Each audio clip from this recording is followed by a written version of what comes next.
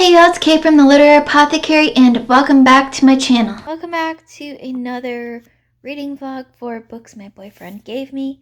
Today, in this reading vlog, we are talking about Storm of Swords. You can't really see that well because this camera does backward pictures, but Storm of Swords by George R. R. Martin. This is book 3 in A Song of Ice and Fire series.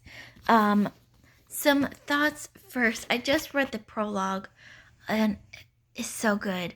But first, before we get to the prologue, there are a couple things that I wanted to note.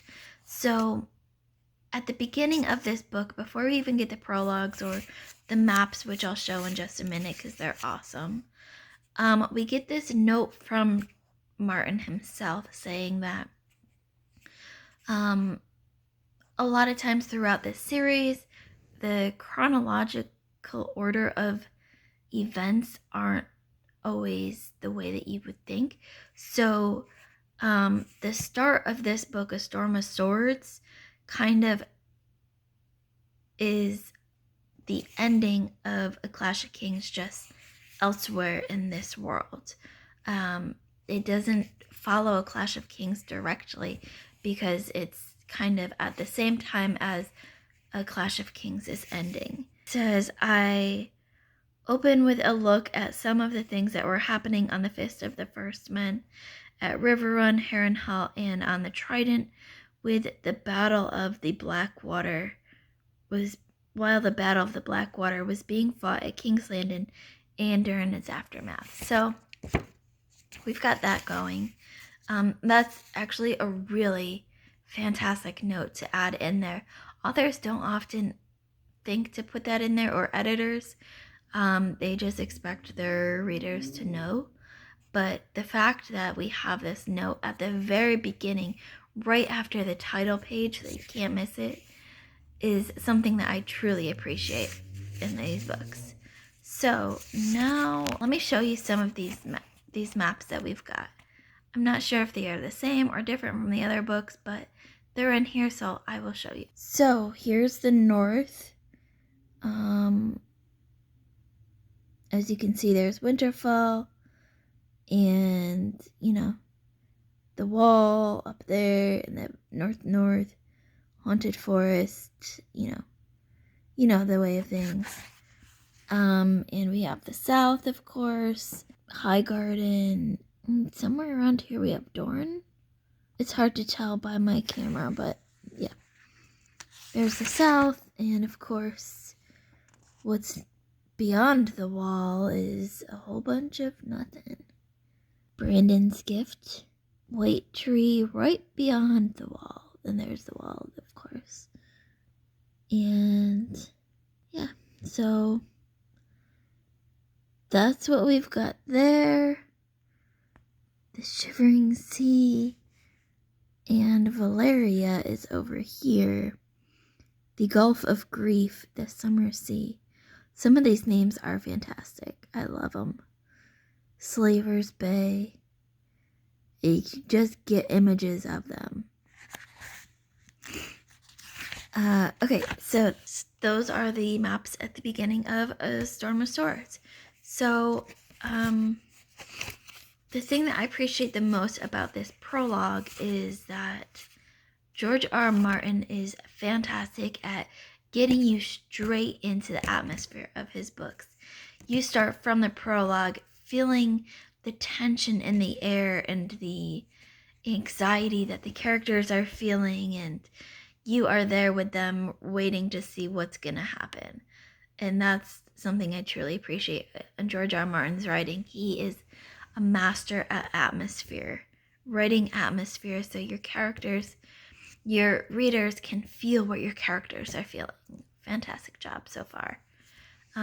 Yeah, and I'll check in again soon. So, really quick check-in on A Storm of Swords by George R. R. Martin. Really quick, mostly because I am getting very tired. It's been a busy weekend for me, and my eyes are having a hard time staying open. But in Daenerys' chapter here, around page 100, Jorah Mormont kisses her and kind of caresses her breasts, and I don't remember him being so outright with his affection for her in this show. I could be remembering totally wrong, but the way that I remembered it was that he had this affection for her and this internal love and desire, but it was internal. His character was partly tragic to me because he never was able to vocalize what Daenerys meant to him. So that moment caught me completely off guard. And y'all can tell me in the chats or in the comments if, I'm wrong and the show had it a different way. But I was just like, whoa, what just happened? Okay, let's pause a moment to think about this. So yeah, that was a big surprise moment. So in A Storm of Swords, we've reached what feels like a critical moment. Essentially, Lord Tywin Lannister, Cersei and Tyrion and Jaime's father, has essentially taken over King's Landing. He's, supposedly hand to the king, but he's doling out all of these rulings and whatnot without, Cersei and Tyrion, they will not go against their father. And so he's essentially become ruler now. So he has determined that Tyrion is going to be wedding Sansa, and Cersei will be wedding someone in the High Garden, to essentially smooth over different alliances. This is going to be huge in how they're going to rule their 7 kingdoms, essentially, with Joffrey on the throne and Cersei's daughter going to marry someone else. They're essentially sealing up all of the different areas in this world so that they can rule alone. By marrying off Tyrion to Sansa, he is in line to inherit Winterfell, and that it would be huge for their family. So this is a critical moment in these dealings. And I got a quote from the end of this last chapter that I read, about page 272 in my mass paperback copy. And it's very telling of Lord Tywin. Says, every once in a very long while, Lord Tywin Lannister would actually threaten to smile. He never did, but the threat alone was terrible to behold. One of those people where when they start to smile, they have that evil smirk to them, you know something's afoot. So that's where I'm at now. We've just got back from vacation last night, so I'm a little bit behind on my reading because of vacation, but we had a great time. So I'm about to get back into this weekend and make some good progress. So about 32% now in A Storm of Swords, and Daenerys just bought and freed all of the Unsullys. She made a trick deal to trade one of her dragons, Dragon, for all of the Unsullied there. It was like 3,000, 4,000 Unsullied, I forget how many.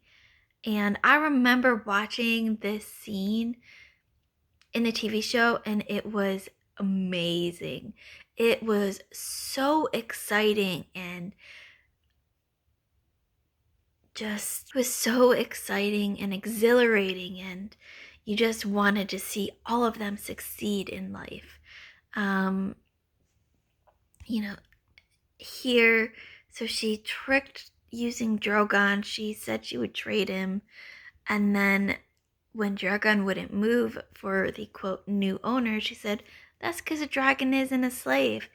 And she ordered Drogon to fire on this guy and burned him to a crisp. And it was still exciting to read. It was a really well done chapter, a great chapter. I'm so excited to keep reading this book. So I am now over 50% into Storm of Swords, and y'all, I am loving this one so much. This is, I think, my favorite in the series so far. A lot has happened, a lot is happening. I am just soaking it all in. Jaime has lost his hand. We've found out, I think it was through his dreams. He had these weird dreams, nightmares, that Joffrey is indeed his son with Cersei. That had been kind of rumored this whole time, and we never got actual confirmation of it, but in this dream he called Joffrey his son. And we've got this kind of friendship, not relationship in a romantic sense, but a partnership going with Jaime and Brienne, which is interesting to see develop. We've got Arya still trying to make her way back to her family. She's at the last thing that I left off on. She's been captured by the Mountain, Gregor Clegane. So that will be interesting to see develop, because I know, like, in the future where their partnership goes, but I don't know if that's there yet or not. We also get Robb and his mom, Catelyn, are in a fight now because they're disagreeing on what should be done. Robb sends her away essentially to keep her safe, and she thinks she should be on the front lines with him, and all of that is happening. Baelor Greyjoy has been killed. And this is big because there was a scene earlier in the book where I think it's Stannis was with the Red Mistress, I forget her name, and they were doing kind of magic spells, and he named 4 people, one of them being Baelor Greyjoy, who's in charge of the Iron Fleet on the sea, and now he's dead, and they're trying to figure out, there's rumors going around who's going to succeed him. Is it going to be Theon? Is it going to be Theon's sister? There's all sorts of people. I think there's 3 different people they were talking about. So that is going to be interesting to see. I'm most interested now that, because I've seen the TV show, which I know is different than the books, especially as we get further and further in. I'm interested to see where the differences are and if I can remember them or not. So that's kind of where I'm at now. I'm really enjoying this so much. I've just been mostly just enjoying it instead of checking in. So this might not be as long of a reading vlog as some of the others, but I'm just enjoying this so much. I don't have a lot of want to stop reading to check in, but yeah, I think I'm about 52% in. My audiobook, it is up in 2 days, and I can't renew it because there's someone else behind me. I don't imagine that I'll finish all of that in 2 days with working an event tomorrow and everything. But it's been a great tool to have to immersion read these books with me. So I'll read as much as I can before the audiobook hold comes up, and then I'll finish the rest on my own. But that's it for now. Okay, so it wasn't the Mountain that got Arya, but it was the Hound, instead the Mountain's brother. And by the end of that chapter, I've learned that the Hound is not planning to take Arya back to the Lannisters like Arya thought, but he's taking her to her mother, at the Twins where she supposedly is, and hand her over for the reward himself. So that's a little bit of a twist that not even Arya was expecting. She thought he was going to take her straight back to Cersei and Joffrey, but nope, he's taking her on.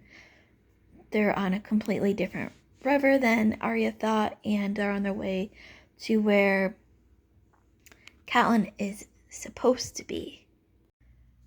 So we've just had the Red Wedding, and this was even worse than I had remembered from the TV show. Catelyn and Robb have been killed by the Freys who set them up.